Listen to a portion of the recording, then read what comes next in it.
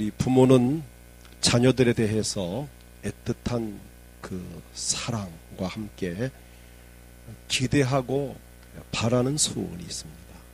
대부분 부모님들의 그 마음은 자기 자녀가 잘 되기를 바라는 것입니다. 이처럼 하나님께서도 우리를 향한 계획이 있습니다. 역시 하나님께서 나를 향한 계획 역시 우리가 잘 되길 원한다고 하는 사실입니다. 오늘 본문을 중심해서 나를 향한 하나님의 소원은 무엇일까? 여러분 자녀를 향한 여러분의 소원은 이미 다 각자가 가지고 있습니다. 구태여 말하지 않아도 본인들이 알고 있습니다. 자녀를 향한 부모의 소원. 자, 그렇다면 나를 향한 하나님의 소원은 과연 무엇일까? 첫째는 우리가 행복하기를 원하십니다. 원래 인간을 창조할 때부터 행복할 수 있도록 지으셨습니다.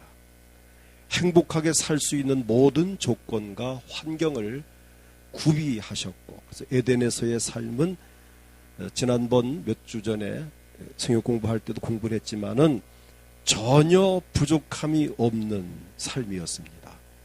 에덴 동산은 모든 것이 풍족했고 넉넉했고 그야말로 천국 그 자체였습니다. 그러나 사탄의 미혹을 받아서 하나님의 말씀을 의심하고 하나님과 같이 되려는 교만한 마음을 이기지 못하고 하나님 말씀을 어기면서 죄를 지음으로 말미암아 결국 선악과를 따먹는 불순종의 죄로 인해서 오늘날 온 인류가 저주를 받아 지금과 같은 고통을 받고 불행한 삶을 살고 있는 것입니다. 오늘 본문의 경우도 마찬가지입니다. 역사적인 배경을 본다면 역시 하나님께 불순종하고 우상 숭배로 말미암아 온갖 죄를 지음으로 인해서 하나님의 징계로 하나님의 채찍으로 바벨론 제국의 포로가 되은 이스라엘 백성들. 원래 그들은 바벨론 포로로 잡혀가거나 애굽 나라로 잡혀가거나 아수르 나라의 이런 침략을 받지 않고도 행복하게 살아갈 수 있도록 하나님이 밤낮 지켜주시고 보호를 받는 민족이었습니다. 그런데 이스라엘 백성들이 때로는 애굽으로 잡혀가고 아수르가 쳐들어오고 또 바벨론이 와서 그들을 온갖 성전을 다 부수고 다 물건들 가져가고 이런 일을 왜 당했느냐? 이스라엘 백성들이 하나님 앞에 죄를 지을 때마다 하나님은 거기에 대한 징계를 내리셨던 것입니다. 오늘 행복하게 살 수 있음에도 불구하고 행복하게 살지 못한 아담과 하와나 이스라엘 백성들과 같이 오늘날도 역시 마찬가지. 지금도 저나 여러분이 온 인류가 얼마든지 행복하게 살 수 있는 환경과 여건, 조건을 허락해 주셨지만 그런데 인간들이 하나님을 섬기지 않고 욕심을 부리고 죄를 범하고 함으로 인해서 오늘도 이 땅 위에는 참 저주가 따르고 많은 징계를 받고 있습니다. 그런데 하나님은 그래도 저나 여러분이 그리고 이스라엘 이 당시 백성들이 행복하기를 원하셨다고 하는 사실입니다. 오늘 5절과 6절을 보게 되면 너희는 집을 짓고 거기에 살며 텃밭을 만들고 이런 말씀이 나옵니다. 얼마나 정겹습니까? 너희는 집을 짓고 거기에 살며 텃밭을 만들고 그 열매를 먹어라. 6절을 보면 아내를 맞이하여 자녀를 낳으며 너희 아들이 아내를 맞이하여 너희 딸이 남편을 맞아 그들로 자녀를 낳게 하여 너희가 거기에서 번성하 줄어들지 아니하게 하라. 비록 이스라엘 백성들이 포로로 잡혀갔지만 그러나 그 땅에서 이렇게 살기를 원하신다는 하나님의 말씀입니다. 얼마나 정겹습니까? 얼마나 소박합니까? 또 이렇게 아내를 맞이하고 자녀를 낳고 얼마나 행복한 삶을 우리가 연상할 수 있습니까? 비록 이스라엘 백성들이 바벨론 땅으로 포로로 잡혀갔지만, 그러나 거기에서라도, 비록 포로로 잡혀갔지만 그곳에서라도 평안하게 살기를 원하는 하나님의 그 심정을 한번 헤아려 보십시오. 마치 내 자녀가 속을 썩이고 말을 안 듣고 집을 뛰쳐나갔지만, 그러나 부모의 마음은 어떻지요? 비록 집을 나갔을지라도, 부모 품을 박차고 떠났을지라도, 객지에 가서 아니면 해외에 가서 어디 있더라도 그 자녀가 잘 되기를 원하는 게 부모의 마음입니다. 아닙니까? 너 이놈 말 안 듣고 나가서 고생 좀 죽도록 해봐라, 이런 부모는 없습니다. 너 내 말 안 듣고 뛰쳐나갔지, 부모 속을 썩였지, 가서 고생 해봐라, 그렇게 악담하는 부모는 없습니다. 비록 부모를 가슴에 못을 박고 나갔을지라도 부모의 마음은 자기 자식이 그래도 잘 되기 원하는 것. 오늘 하나님은 마찬가지, 우리가 주의 뜻을 떠나고 순종하지 않고 믿음으로 살지 못해도 그래도 하나님은 저나 여러분이 복을 받고 잘 되길 원합니다. 오늘 7절을 보면, 너희는 내가 사로잡혀 가게 한 그 성읍의 평안을 구하고 그를 위하여 여호와께 기도하라. 이는 그 성읍이 평안함으로 너희도 평안할 것임이라. 너희가 비록 바벨론 포로 잡혀갔으나 그러나 바벨론 땅이, 그 성이 평안하기를 기도하라. 그 성이 평안해야 너희 가정도 평안할 수 있지 않느냐. 지금 바벨론 나라가 이쁘고 착해서 바벨론 나라의 그 성에 평안을 구하라는 게 아닙니다. 그 땅에서 살아야 할 하나님의 택한 백성들을 위해서 바벨론 나라가 평안해야 한다는 것입니다. 오늘 여러분 직장 생활을 하시거나 어디 외출을 여행을 하거나 또 어디 잠시 머물더라도 여러분 때문에 그 현장이 평안하고 복을 받기를 축복합니다. 이스라엘 백성들이 바벨론 땅에서 70년 머무는 동안에 이스라엘 백성을 위해서 바벨론 나라가 평안하도록 기도하라는 것입니다. 왜? 그래야 그 땅에서 비록 노예로 있지만, 포로로 잡혀갔지만 그 나라가 평안해야 그들도 평안하기 때문입니다.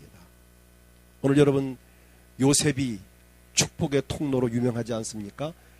애굽에 팔려갔습니다. 보디발 집에 가서 이제 물론 노예로 들어갔죠. 근데 얼마나 성실했는지 가정 총무로 삼았습니다. 근데 요셉 때문에 보디발 가정이 복을 받았습니다. 그것은 그 보디발 가정이 하나님을 섬기거나 경건해서가 아닙니다. 아시다시피 보디발의 아내가 얼마나 참 정욕적이고 참 세상적인 여인입니까? 요셉에게 막 나와 같이 즐기자 할 정도로. 그럼에도 불구하고 보디발 가정이 복받은 것은 요셉 때문이었다. 요셉이 감옥에 들어갔을 때는 전 옥에 은혜를 베푸시더라. 요셉이 애굽의 총리로 들어갔을 때에는 애굽 나라 전체가 복을 받았습니다. 바로 이것이 축복의 통로입니다. 나는 우리 은광교회 속도 여러분들이 어디를 가시든지 여러분이 머무시는 그 현장이 여러분 때문에 복을 받기를 축복합니다. 그래서 잠시 며칠 머물더라도 오늘 이렇게 장로님 때문에, 집사님 때문에 우리 집이 복 받았다, 이런 이야기를 들어야 돼요. 전 어딜 가도 그런 이야기 가끔 들을 때가 있습니다. 목사님 때문에 오늘 우리가 복을 받았습니다. 자, 같이 여행을 할 때에도 그 여행 관광하는 같이 그 팀들도 오늘 목사님 때문에 우리가 복을 받았습니다. 자, 이런 이야기를 들을 수 있는, 오늘 하나님이 우리에게 원하는 것은 저나 여러분이 평안을 누리면서 행복하게 사는 것입니다. 우리가 비록 험한 세상을 살지만 그래도 이 땅에서 평안하게 살기를 원하시는 하나님. 그래서 독생자 예수 그리스도를 이 땅에 보내셨습니다. 예수님은 우리에게 평안을 주시려고 우리를 위하여 십자가에 피 흘려 죽으셨습니다. 오늘 우리는 이 하나님의 간절한 소원, 저나 여러분이 행복하기 원한다는 것, 또 이것 때문에 독생자 예수를 보내셨고, 이것 때문에 예수님은 우리를 위해서 십자가에 피 흘려 죽으셨고, 그 보혈의 능력으로 우리가 죄를 사함받고 자유를 얻고 평안을 누리면서 행복한 삶을 살 수 있게 된 것입니다. 다음 두 번째는 오늘 본문에 보게 되면 8절을 함께 읽겠습니다. 만군의 여호와 이스라엘의 하나님께서 이와 같이 말하노라. 너희 중에 있는 선지자들에게와 점쟁이에게 미혹되지 말며 너희가 꾼 꿈도 고지 듣고 믿지 말라. 우리에게 원한 또 한 가지는 더 이상 미혹받지 않기를 원하신다는 것입니다. 하나님께서 이스라엘 백성들에게 지금 당부를 합니다. 너희가 비록 바벨론 땅에 잡혀가지만, 그러나 거기에서 너희 중에 있는 선지자들에게와 점쟁이에게 미혹되지 말아라. 선지자 가운데에 하나님의 영감을 받아서 말하는 선지자가 아니고 거짓으로 예언하고 거짓으로 너희들을 미혹하는 선지자와 점쟁이가 있는데 그들에게 미혹되지 말고, 너희가 혹 꿈을 꾸더라도 그 꿈에 고지 듣지 말고 오직 하나님의 말씀만을 따르라는 것입니다. 이스라엘 백성들이 정치적으로 어렵고 힘들 때일수록 거짓 선지자와 점쟁이들이 득세를 했습니다. 지금도 마찬가지입니다. 우리나라도 6.25 전쟁이 일어나고 나라가 어렵고 힘들 때, 또 IMF가 오고 힘들 때, 이럴 때에 많은 사람들이 점쟁이를 찾아가고 무당을 들어 구술하고, 이럴 때일수록 이단들이 더 특별히 설치입니다. 그 혼란한 틈을 타서 지금 사람들은 어렵고 힘들 때 뭔가 지푸라기 하는, 잡고자 하는 그 의지하는 마음이 있는데 그 틈을 타서 이단들이 설치고, 이런 또 무당이나 점쟁이, 이런 점술가들, 이런 사람들이 더 설치는 것을 봅니다. 예수님께서도 이 부분을 말씀하셨습니다. 마태복음 24장 24절을 보게 되면 거짓 그리스도들과 거짓 선지자들이 일어나 큰 표적과 기사를 보여 할 수만 있으면 택하신 자들도 미혹하리라. 택하신 자들도 미혹하리라. 택함 받았다고 해서 미혹 안 받는 게 아닙니다. 놀라운 사실은 신천지 이단 집단에 가면은 거기 모여와 있는 사람들이 대부분 교회에서 직분 맡은 사람들이 거와 있다. 그 가운데는 목사도 와 있고 장로님도 거와 있고 권사님도 있고 뭐 집사들도 뭐 와서 와 있고, 그 신천지 넘어간 사람들 대부분이 이런 교회에서 그래도 직분까지 맡았던 사람과 있다. 왜 그럴까요? 미혹을 받아서 그래요. 미혹하는 영이 들어가면 말씀이 귀에 안 들어옵니다. 그들의 그 거짓 교리가 귀에 쏙쏙 들어오고, 야, 기가 막히다 하고, 이게 이제 악한 영이 들어가면 거기에 빠져버리는 겁니다. 우리는 이런 미혹을 조심해야 됩니다. 지금 요즘에 특히 신천지가 좀 특별히 또 잠잠하더니 또 한때 또 지금 요즘 막 설치고 있습니다. 얼마 전에 보니까 우리 교회 게시판에다가 뭐 붙여놓고 가서, 가만히 보니까 신천지 이단들이 붙여놓은 홍보물이었습니다. 가끔 우리 교회 게시판에 갖다 붙여놓고 편지를 꼽아놓고 우편물로도 제 앞 우편물이 가끔 옵니다. 어떨 때는 어떻게 된 일인지 모르지만은 여기까지 올라와요. 봉투가 와 있어요. 여기 어떻게 왔는가 모르겠어요. 보니까 그 신천지에서 보낸 어떻게 누가 써서 갖다 놓은 이런 때가 나 있습니다. 참 기가 막힌 노릇이죠. 지금 우리나라의 CBS 방송국 앞에 지금 서울, 부산, 대구, 광주, 전주, 우리 부산도 마찬가지고 앞에서 이 CBS 방송국 앞에서 신천지가 지금 집회 신고를 허락을 받아 놓고 지금 집회를 계속 농성을 하고 있습니다. CBS는 물러가라 하고 또 현 정부는 어떻게 하라 하면서 막 지금 그들은 또 지금 웃기는 일이 동성애를 찬성합니다. 그들은 지금. 우리 기독교가 맡고 있는 그것을 자기네는 찬성한다라고 또 이야기를 하고 있습니다. 여러 가지 막 혼란스러운 일들이 일어나고 있습니다. 여러분, 이러한 이단들이나 악한 영들에게 미혹받지 않기를 원합니다. 자신에게도 미혹받으면 안 됩니다. 때로는 자기 자신에게 미혹당해요. 우린 자기에게 대해서 냉철할 필요가 있습니다. 자신의 생각과 자신의 계획과 자신의 판단이 자신의 삶이 옳은 것인지 틀린 것인지를 판단해야 됩니다. 때로는 자신에게도 미혹을 받습니다. 나는 이만하면 됐지. 이게 무서운 생각입니다. 나야 뭐 이만하면 됐지. 이 교만한 생각. 또 반대로 나 같은 것이 무슨 자격이 있나. 나 같은 건 살 가치도 없어. 내가 꼴에 뭘 한다고. 자, 이런 또 자포자기성. 또 너무 자기를 비하하는, 우린 지난 수요일 그 앞에 수요일 공부를 해서 자존감을 회복하고 공부를 했습니다. 우리는 보배롭고 존귀한 사람들입니다. 하나님이 사랑하는 사람들입니다. 나 같은 게 뭘 하겠나 라는 이 생각도 지금 자기에게 미혹받고 있는 겁니다. 오늘 여러분, 우리는 이런 일로 인해서 미혹받지 않기를 원합니다. 뭐 기도한다고 되나, 이런 의심하는 마음들. 자, 이런 미혹을 받지 않아야 될 것을 요한계시록 12장 12절에서도 말씀합니다. 그러므로 하늘과 그 가운데 거하는 자들은 즐거워하라. 그러나 땅과 바다는 화 있을진저 이는 마귀가 자기 때가 얼마 남지 않은 줄을 알므로, 이 부분입니다. 마귀가 자기 때가 얼마 남지 않은 줄 알므로 크게 분내어 너희에게 내려갔음이라 하더라. 이 마귀들이 자기 때가 얼마 남지 않은 것을 알고 될 수 있으면 택한 사람들을 미혹하려고 합니다. 여러분, 자기 때가 얼마 남지 않아서 그 때를 알고 최후의 발악을 하는 그 마귀를 우리는 대적해야 됩니다. 야고보 4장 7절을 보게 되면 그런즉 너희는 하나님께 복종할지어다 마귀를 대적하라. 그리하면 너희를 피하리라.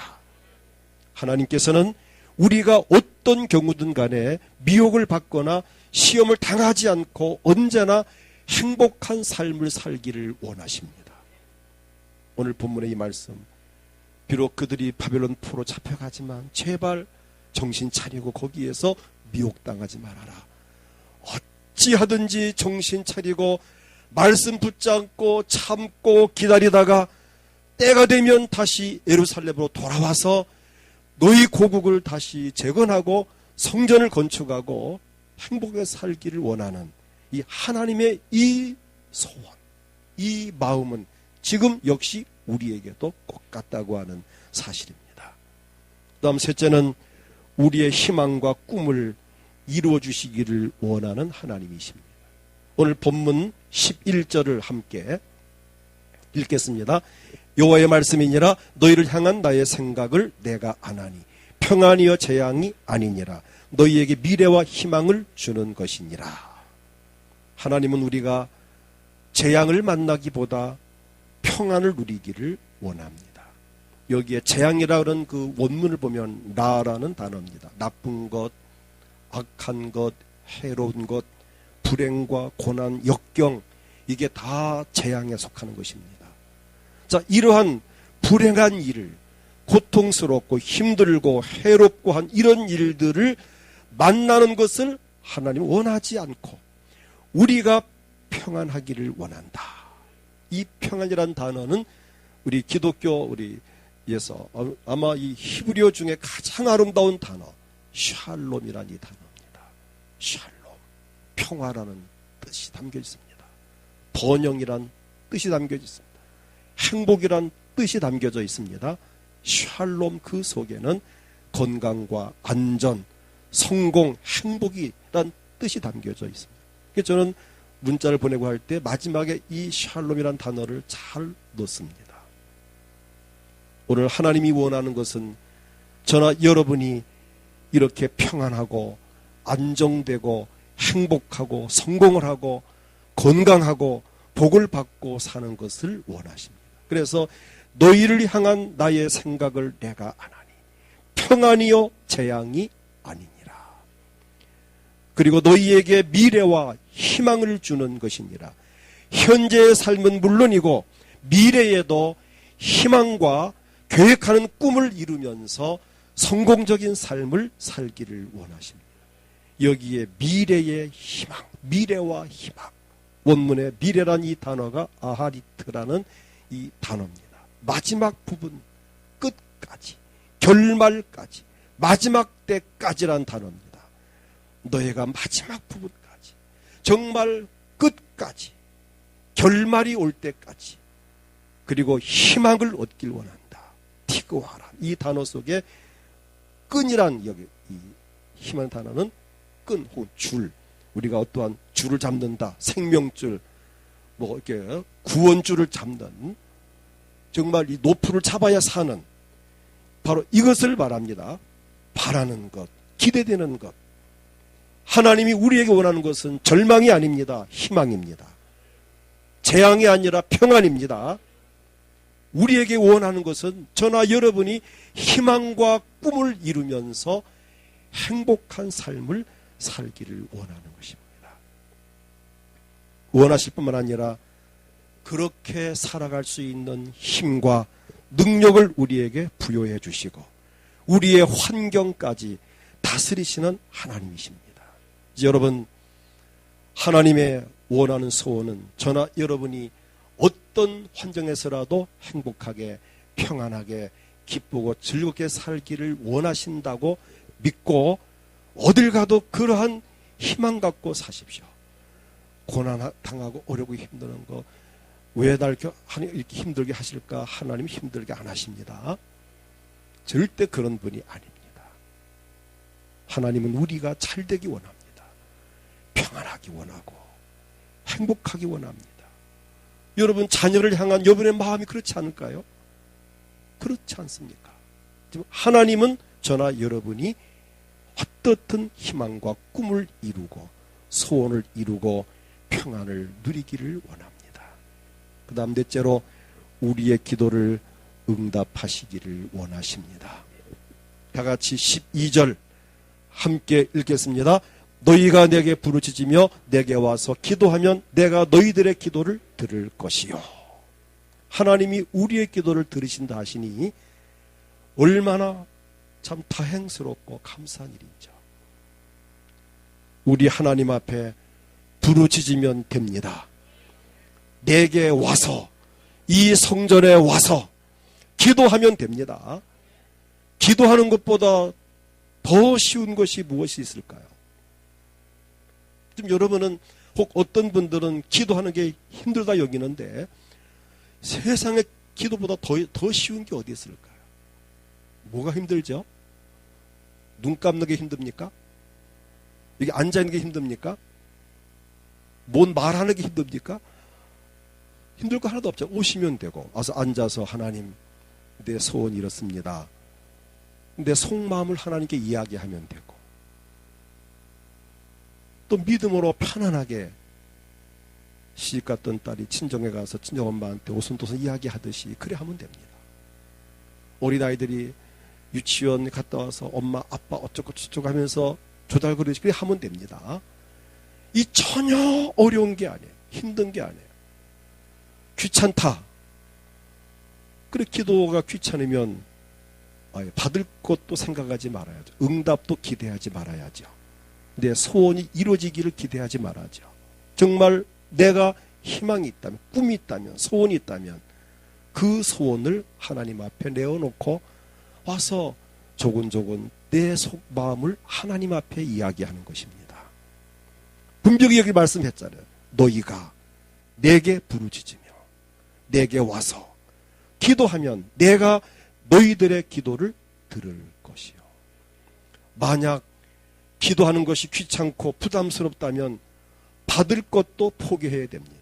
꿈을 이룰 것도 포기해야 됩니다. 성공도 포기해야 됩니다. 행복도 포기해야 됩니다. 그러나 나의 소원을 이루고 싶다면 오늘 이 12절 말씀을 붙들고 정말 하나님 앞에 부르짖으면 됩니다. 이 성전에 와서 하나님 앞에 기도하면 됩니다. 하나님은 약속을 지키시는 분이십니다. 온 마음으로 하나님을 구하면 만날 것이고 13절입니다. 너희가 온 마음으로 나를 구하면 나를 찾을 것이요 나를 만나리라. 우린 정말 행복합니다. 우리가 행복하기를 원하는 하나님, 그분이 우리 아버지입니다. 다른 분이 아니에요.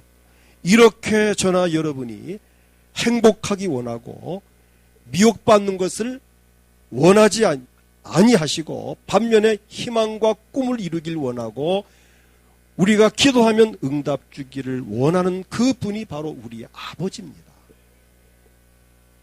아버지에게 뭐 어려울 것이 있나요? 아빠에게, 엄마에게 뭐 그렇게 어려울 것이 있어? 그냥 말하면 되잖아. 우리 하나님께 우리 속마음을 내어놓고 정말 그분을 의지하고 섬길 때에 하나님은 저나 여러분에게 기쁨을 주시고 평안함을 주십니다. 우리에게 이 복을 주시려고 교회를 세워주셨고 이 행복을 주시려고 또 예수님을 이 땅에 보내셨고 또 담임 목사가 왜 있습니까? 담임 목사를 또 세워주셨고 담임 목사는 여러분을 위한 축복의 통로로 존재합니다. 여러분을 위해서 기도하고 말씀을 준비해서 영감받아 선포하고 또 여러분 가정을 위해서 기도하고 또 이제 이번 주부터 대신과 시작되지만은 또 여러분 가정에 가서 주의 종이 축복하고 이 대신방도 여러분 이해를 잘 하셔야 됩니다. 이것은 교회 행사가 아닙니다. 연중 행사가 아닙니다. 작년에 하지도 않았습니다. 사실은 대신방은 정말 예배를 사모하고 말씀을 사모하고 복을 받기 사모하는 마음을 갖고 기도하고 준비하고 참 담임 목사를 초청해서 예배를 드리는 것입니다. 오늘 성녀 예배 드리듯이 여러분 가정에서 예배 드리는 것입니다.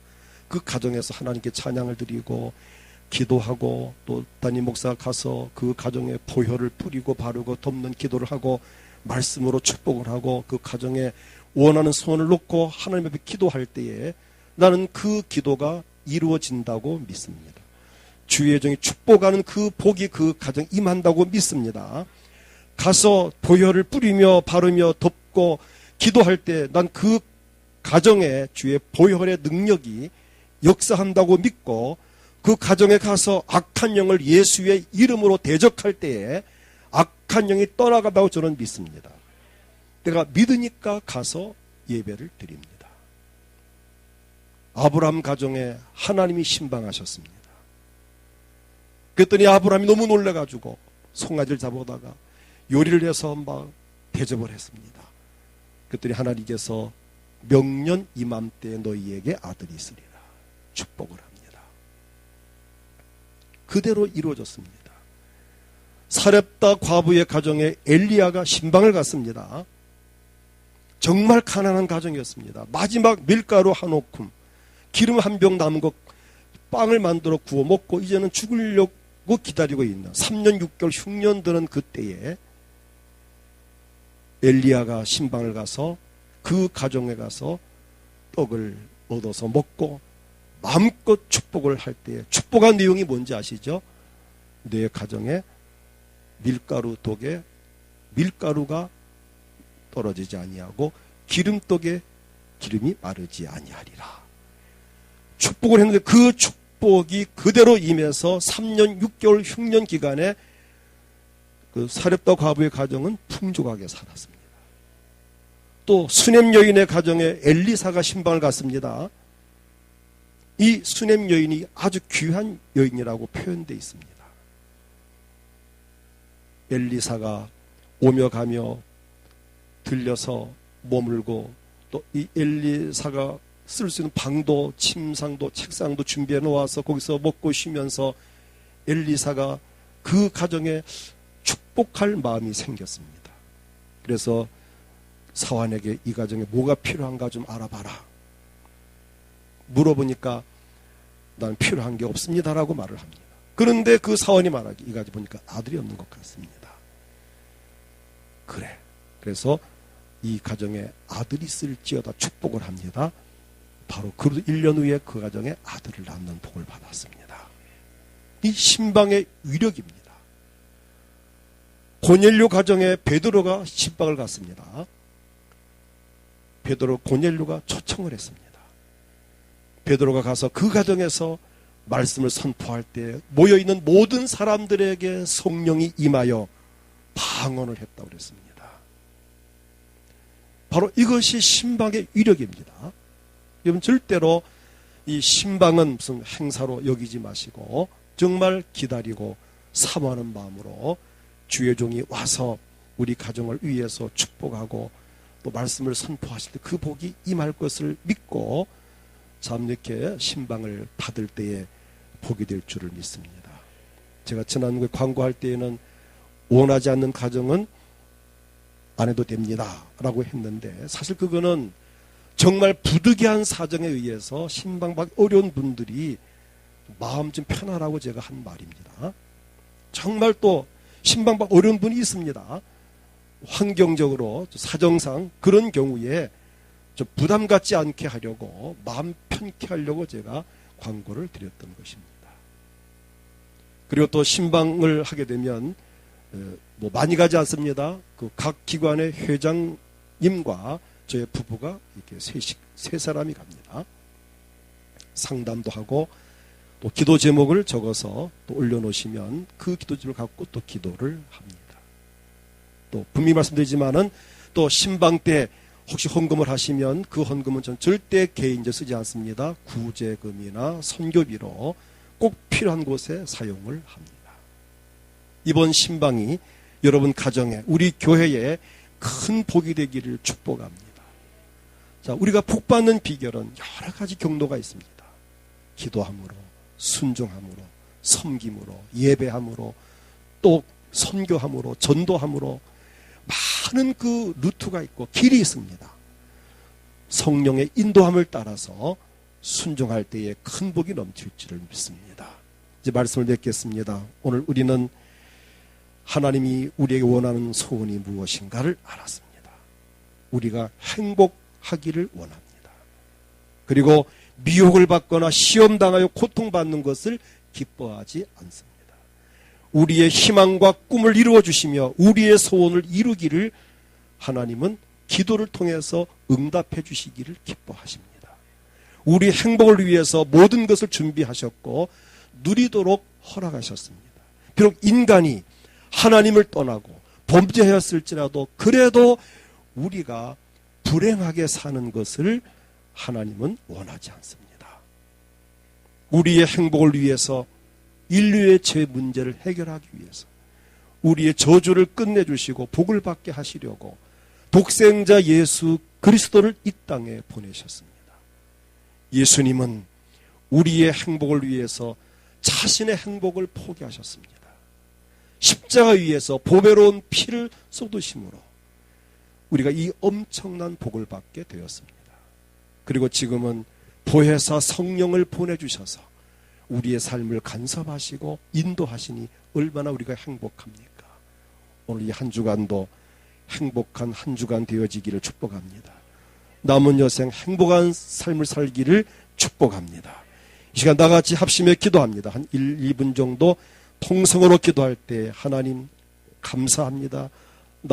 내가 우리 가정이